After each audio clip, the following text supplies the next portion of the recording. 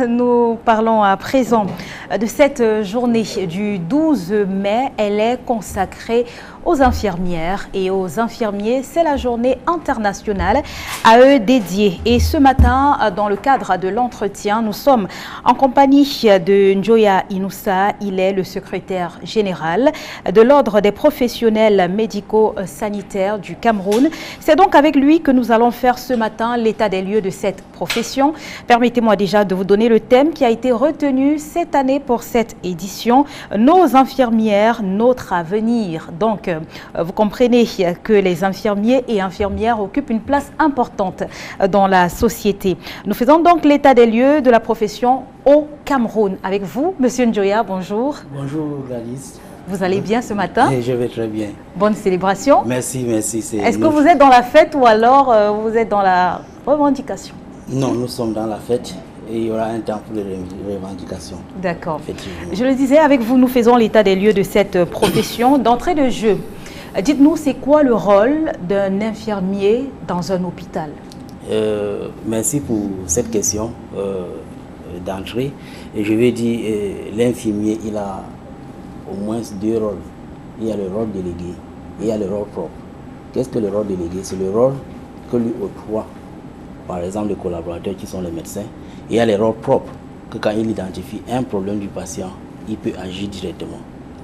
Voilà, d'une façon simple, voilà ce que je peux dire aux auditeurs ce matin. Donc l'infirmier peut agir au cas où le médecin chef n'est pas là pour lui donner des indications précises. Et à ce moment-là, quelles sont les tâches qu'un infirmier ou une infirmière peut faire dans un hôpital? Est-ce que vous voulez bien détailler? Les tâches des infirmiers sont énormes. Et parce qu'ils ont une formation bien précise et bien complète. Bon, ce sont des tâches plus qui je vais dire, qui est différent des actes médicaux. Ça veut dire prendre soin, nettoyer le malade, placer le patient dans les positions normales, prévenir certaines complications, agir, lever les urgences. Ça veut dire quoi? L'enfant arrive, il convulse, l'infirmier peut poser les actes. L'enveloppement humide peut faire baisser la température. Les positions, l'enfant convulse, on peut également protéger ses voies aériennes. On peut arriver dans les services de réanimation. Le confort du patient est un acte très important. L'infirmier, comme on a l'habitude de dire, il a une vision. Ça veut dire, chaque fois que l'infirmier veut agir, il consulte un modèle conceptuel. Si tu es en face d'un patient, en fonction de la dépendance du patient, tu contextualises tes actes en fonction. C'est-à-dire, il y a les patients qui sont totalement dépendants. Il y a les patients qui sont partiellement dépendants. Donc c'est en fonction de cette analyse et de ces diagnostics que l'infirmier pose. Peut agir. Alors, de manière concrète, moi je veux savoir, vraiment, j'aimerais qu'on aille terre à terre, comme on dit de manière courante. Est-ce qu'un infirmier peut placer une perfusion, faire une injection à un malade? Où se limite la tâche de l'infirmière? En contexte camerounais, l'infirmier il va même souvent au-delà de ses fonctions, c'est-à-dire il prescrit, c'est-à-dire les perfusions, ce sont les infirmiers qui sont les experts dans la prise de vin, les injections, ce sont les infirmiers qui sont les experts dans les injections du Cameroun. Donc ce sont les actes que les infirmiers les font, ils posent ces actes sans problème, sans complexe. Mais où se limitent donc les tâches des infirmiers? Comme je disais tout à l'heure, quand un infirmier se retrouve dans les zones reculées, vraiment ces actes sont vastes.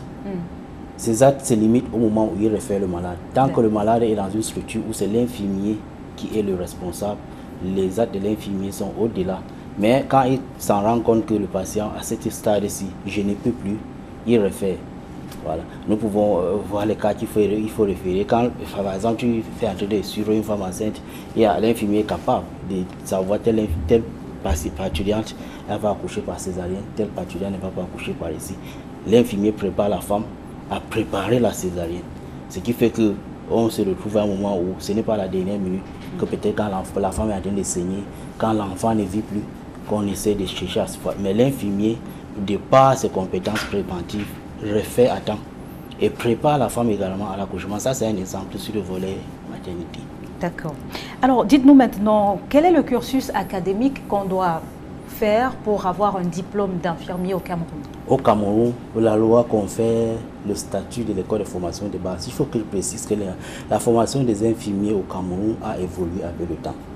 Au départ, c'était avec les missionnaires allemands qui venaient dans les années 1884.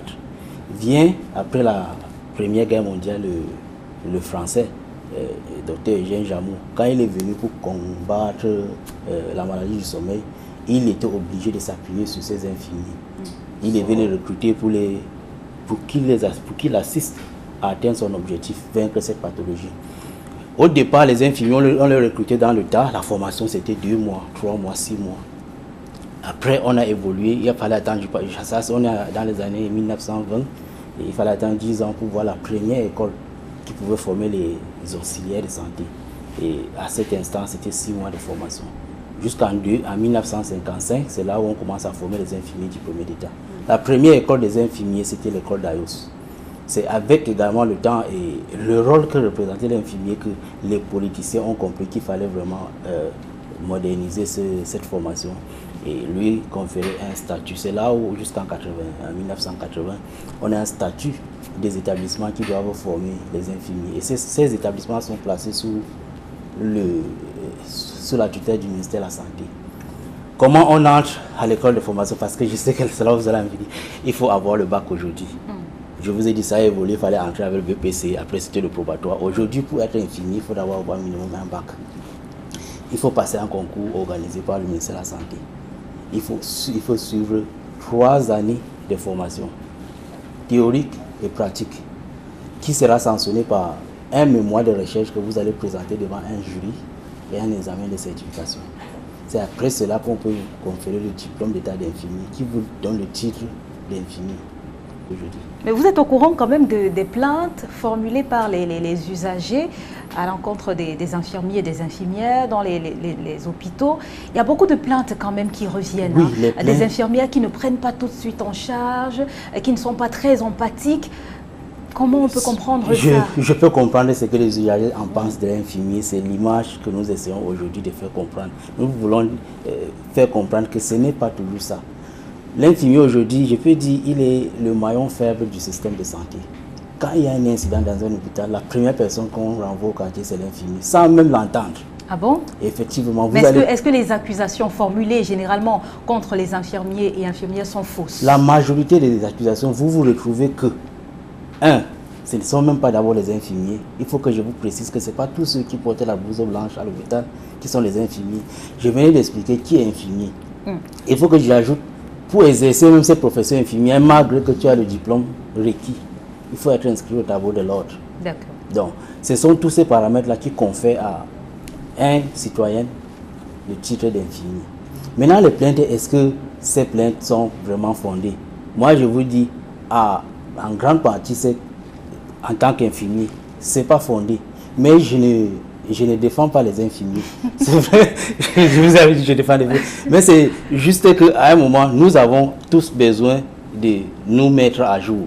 Et nous, au sein de l'ordre, nous sommes en train de mettre un comité scientifique qui pourra désormais, au niveau de la région comme au niveau national, permettre à ce qu'on organise des séances de formation continue pour pouvoir obtenir les infirmiers. Les infirmiers accusés, c'est normal parce qu'ils sont les maillons, c'est le cœur de l'hôpital. Ils sont au quotidien. Ils sont ceux qui sont proches des patients.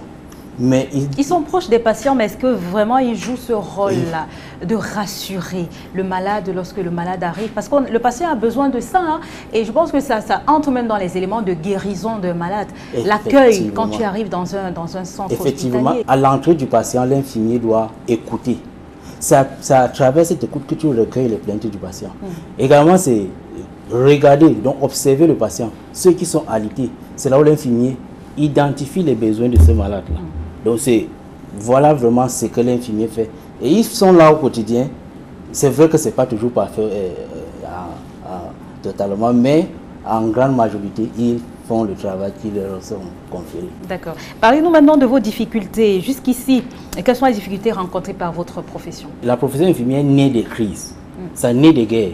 Notre pionnière, Florence Nightingale, a acquis cette vision avec tout cet honneur. C'est grâce à son développement pendant les guerres. où elle était courageuse, elle s'est rendue dans les champs de bataille, elle a secouru le soldat. Vous avez vu pendant la période Covid, vous avez vu combien d'infirmiers invités sur le plateau pour dire ce qu'ils font. Or, ce sont eux les soldats de première ligne. Comme vous venez d'évoquer, c'est eux qui sont en contact du patient. Avant que le médecin ne vienne, comme vous aimez toujours le dire, nous, on est là, on les accueille, on fait le nécessaire, on se sacrifie même. Mais malheureusement, est-ce qu'on est toujours considéré à notre juste valeur? C'est ça qui fait le réel problème aujourd'hui. Au niveau de la fonction publique, un infirmier ne peut pas occuper un poste de responsabilité malgré tout son background. Vous allez voir un docteur en sciences infirmières, un docteur en santé publique, quand il finit, on le nomme Marcy, surveillant général dans un hôpital. Or, il a appris la formation de gérer, il a appris la formation de manager les grosses structures. Et c'est ça que notre journée, il le dit, il faut s'appuyer sur eux aujourd'hui. Parce qu'ils sont un levier pour booster notre système de santé. Et ils vont un peu plus loin en disant, il faut vraiment tirer des leçons de la pandémie qui est passée, parce que c'est ça l'avenir. Tirer les leçons de cette pandémie pour projeter l'avenir, pour que notre système de santé soit renforcé avec les infirmiers. Il faut que les pouvoirs publics s'asseyent déjà de un au niveau de la formation et nous aident à harmoniser cette formation. Il faut qu'il y ait une porte d'entrée dans la formation pour tous les citoyens et une porte de sortie. Il faut également que la formation soit en fonction des besoins, parce que, je vous ai dit, c'est un corps d'élite, on ne forme pas les infirmiers pour les laisser dans la rue. Si vous les laissez dans la rue, vous pouvez imaginer ce que ça va dire, ils seront des assassins. Deuxièmement, il faut également revoir le statut des infirmiers. Il faut valoriser les diplômes académiques, les diplômes, les masters, les doctorats, les diplômes qui sont au-delà du diplôme de base. Il faut que ces diplômes soient vraiment pris en compte et que ça soit valorisé à leur juste valeur. Merci, Monsieur Njoya Inoussa. Je rappelle, vous êtes secrétaire général adjoint de l'Ordre des professionnels médico-sanitaires du Cameroun.